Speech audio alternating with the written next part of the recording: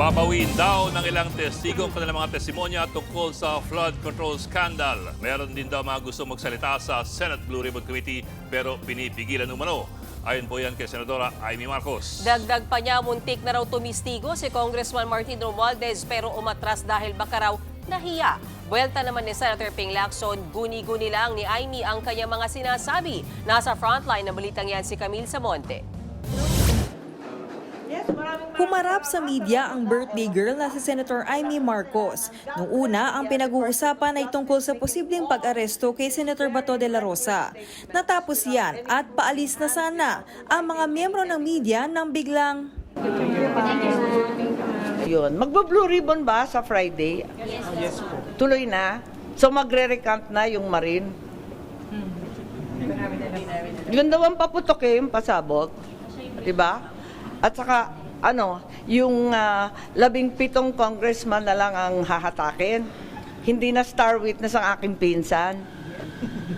Yun ata yung original plan eh. Ibinulgar ni Senator Amy na meron daw testigo sa flood control scandal na babaligtad sa pagdinig ng Senate Blue Ribbon sa Biyernes. Sabi niya, Marine daw ito. Matatanda ang testigong nagsabing Marine siya ay ang surprise witness si Senator Rodante Marcoleta na si Orly Guteza. Siya rin ang nagpakilalang security aide ni dating Congressman Zaldico na umano'y naghatid ng mali-maletang pera sa bahay ni Nako at dating House Speaker Martin Romualdez.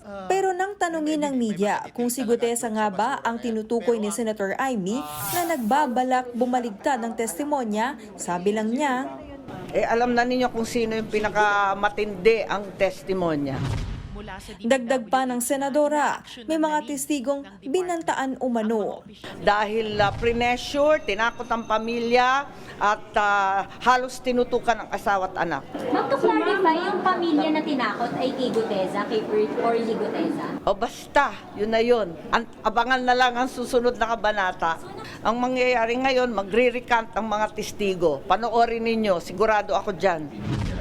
Hindi naman daw alam ni Senator Amy kung sino ang mga nananako sa pamilya ng mga testigo sa flood control scandal. Ang alam niya raw, merong pang mga gustong magsalita pero hinaharang umano. May iba pang mga testigo na pinipigilan na magsalita at ayaw kumbidahin. Basta alam ko na magbabaliktaran ang mga testigo. Nagbalak din daw na tumisigo si dating House Speaker Martin Romualdez pero tila nag-back out ito, ayon pa rin sa senadora. Bago ata isip, nahiya din sa sarili. Kasi ang dating narinig ko, magiging state witness, siya ang magiging star witness, bibigyan ng witness protection. Pwede ba naman yun? Linuloko na tayo ng lubus-lubusan.